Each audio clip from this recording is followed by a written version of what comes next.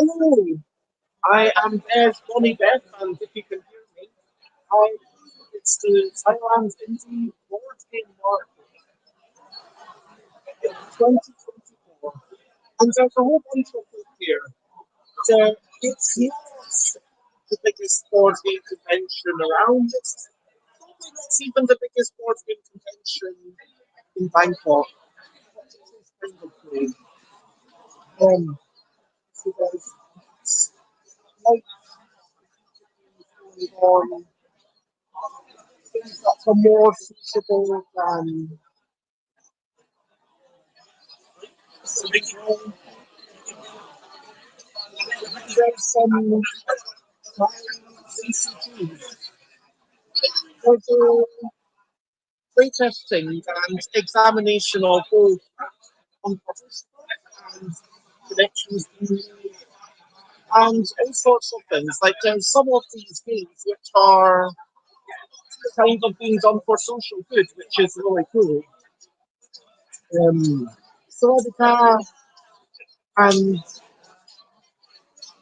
the game being done for just exploring stuff. And this is the very first corridor. And there's Sawadika. Say hello.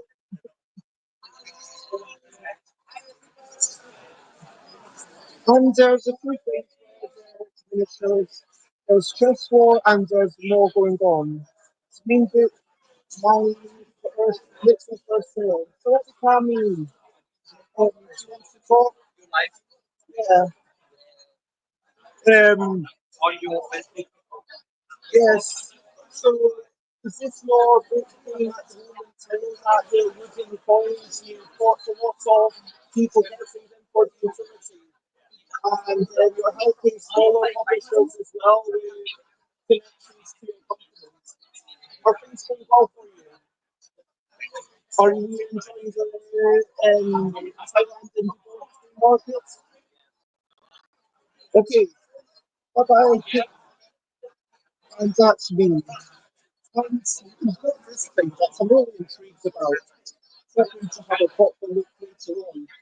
I've seen them in the other convention. Again, chess war, this miniatures, everything. The quick combo. I played that at Celebrica, previous show, Ramos. I've not played that one. I mean, honestly, Celebrica, knowing only English, of course, I am quite limited and be really much interested. Lots of people who come in and are just exploring what's around, and for lots of people showing off their excellent things. And Celebrica, we've got Kanat, who's got some abstract themes. Celebrica, Kanat, so working on abstract themes for how long now? This is lots of which was being played just there is your first thing. That's right. Successful Kickstarter, and people are still buying it. Yeah, so I think it's not a seller because it's very colorful. And are you able to sell it to a lot of other countries? Well, if they're happy to pay the shipping, but it's usually quite expensive. Like, how much is it with shipping to the UK? So to the UK, it's 63 AUD. So that's like. So all your copies are in Australia. Australian dollar. Wow. So I think it's about 30, 37 dollars. Yeah, it's not cheap. That's quite a bit for a small game. Yeah. So the cost of the game is very cheap. It's like 18 euros. I mean, that's got to be like a massive struggle, especially for small companies. Yeah, like, I mean, I always sort of like design it as such that it's like I will try to get the word out there, and then maybe a publisher will pick up the game. So that has happened with Yama. So a very special game in the US, you know. So they're selling them over there, and the shipping is very cheap. I'm not familiar with Yama. So are you connected with that, or is that an example from another designer? It's a former road game. Yama. No. Yama. That's one with blue. Oh, the pyramid one. Yes, that's right. So I'm going to, yeah, that's what's going So on. that's available in the US. Okay. Yeah, and this is like a really interesting thing. And I noticed at the end, the buildings weren't quite standing. This is a really cool prototype you've got. It just seems like you're full of inventive ideas. And I wanted to ask you, I don't want to make this a more interview as much or sometimes, but I just want to ask you, how has Thailand Indy Boardgame Market been for you? It's been great. I get to play with a lot of different kind of people, and everybody gets very excited about Thailand games. Like in other events, they're very focused on the big name, big euro games. Whereas this one, everyone's a lot more friendly. Everyone's like, oh yeah, that's fine. Yeah, and I guess it's instantly it's whereas even the Thailand Boardgame markets, there were lots of people from Vietnam and etc. But here I feel like, I would be out of place to follow to do anything. Yeah, it's on behalf of and boss to like try to push the market forward because they realize that Thailand board game design scene is very small and they struggle to get the kind of investing or the money injection for them to like really make international nice games. I don't think there's really been like a Thailand games that are big, like the people actually know about. I think this is the first step to the right direction. Yeah, I mean, there's really, I mean, it's just a small convention, and it doesn't seem like something where traveling, from another city from just to reach out to town. But maybe, I don't know, maybe if you're, wait, why am I covering that? It's So maybe if you're like covering with a couple of friends and then you actually get to sit down and then there's a bit more excitement and you, it's definitely good. I mean, we want to see new games because yeah, I think there's like 9 different new games that have been released for this show. just for this show. They weren't available in the Thailand or No, like I think that one's completely new. Insect Fighter. Yeah, or one of the other ones over there. Because Yeah, I saw decided to just Ben's made a new game. Yeah.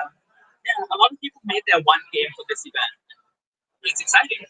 You get Yeah. to see new stuff. And there's like people who they've sold like 10 copies and that's covered the cost of coming here. And then like anything more expensive. But like some people someone made 50 copies and then once that's gone and it's like, okay, you need to fall in love with it and really want it and it's like you get a chance to try this thing that maybe you can never try any other time. Yeah, like a lot of these games are only one and done. Yeah. They made 500 copies, 200, and that's it. Like I don't think there'll be enough demand for reprint. So if you miss out, you miss out forever. Isn't that crazy? Yeah, it's like this is where the real indie stuff happens. Yeah. I mean, although I want to go to the Tokyo one, but my Japanese not with it. I mean, I like how you put the ultra indie. Let's call it the ultra indie, where it's 50 copies, less than 100, and it's going to sell out. Yeah. And then you've got you and other people who clearly got aspirations of keeping things in print year after year after year. I mean, I see you a while ago, and clearly it's sorry, you need to get back to your customers. Okay. The games are very one-off. Like I tell them how it works, and then they can play by themselves. I mean, they are having, yeah, they are definitely enjoying the process. And just people coming in to just say, hey, why don't you do that? That's always good. That's the best. The best, I think, in game is when you lost and then you're like, oh, I could have won, but I just did this. I mean, it's interesting why we play games, and please tell me to shut up at some point because otherwise I will talk too much. But I feel like yesterday I played two other games and I played one before, and I was saying how there's nothing really pushing it towards a definite end. I think that, well, I get this emotional reaction against that because I've got terrible memories of Monopoly, and maybe I come back too far the other way. Because ultimately, games are kind of about coming together. And when I said, "Oh, if the other person isn't working with it to find a different player," there is a bit of ownership. Like we have to curate this game space ourselves, and it is a fragile thing. And we both have to be playing in some sort of sense of the spirit. I think there's, there's definitely a lack of enjoyment when you play with a different skill player. Like when this disparity is really big, you don't get a challenge and then they not having fun. I think well, one of my science philosophy is that scene from Inception when the guy's like, oh, please draw me a map in 1 minute. It takes 2 minutes to solve. And I think that's so clever. That's ultimately what game is. It's just you're giving your opponent like a puzzle. Yeah, And they're giving you a puzzle. And then you go back and forth. it's like the Rubik's Cube, where but like me shuffling the Rubik's Cube for you isn't interesting for me. Yeah. I mean, I guess I get some physical joy out of it, but you're only getting the interesting bits out of it, but it's like my attempts of solving it. And it's, I do play, I do enjoy perfect information abstract strategy games in a very loosey-goosey way. If that's a terrible move, you get a chance to take it back. Me and my wife get into a lot of fight. Because it's By like, oh, okay, you can take back, all right, and then I do it, and then oh, you can take back, and then it's like, oh, I'll take it back, and like, oh, you've already done it once. And it's like, but I let you take it back last time, and it doesn't end. So we usually have a rule where I don't take back. that's fair. Well, it's been lovely chatting with you, and bye for now. See you in a bit. So this is area. I also love this game where you're just using the dice to get different resources by placing things on the main map. So there's some upper Sodica, Dawn of Manic. I played this yesterday. This is a very asymmetric roll and write where everybody's got their own rules, and I do enjoy this, but I kind of feel like asymmetry works best when there's more interaction. That's my personal taste. But I love it, and I love the fact that there's a ridiculous amount of stuff to investigate here. People playing cards games, Sortica, and yeah, Sortica. Um,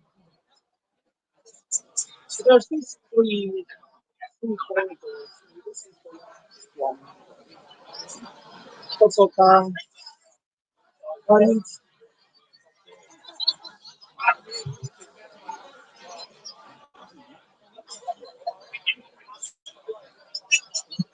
so it's not Sortica. I just played. This is one of the games I just tried, where you're bouncing around, and each turn the map gets smaller and smaller. You put down mountains in the path of your opponent until there's ends with the lovely game focusing. And there's so much going on, and some beautiful minis here. So, about quite often people that is crowdfunded internationally, and then there's all these things coming, and that's the thing. I'll probably just write on my Facebook about a couple of the games that I played. It was really nice being here. It's a small convention. There's maybe tables for traders, I guess. But it's really nice. It's good fun. Next year, I will definitely come back here again. Bye bye, bye bye.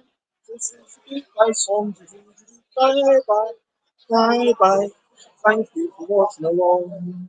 Bye bye, bye bye. This is the end of the show. Bye bye, bye bye. And it's time to go. Bye bye.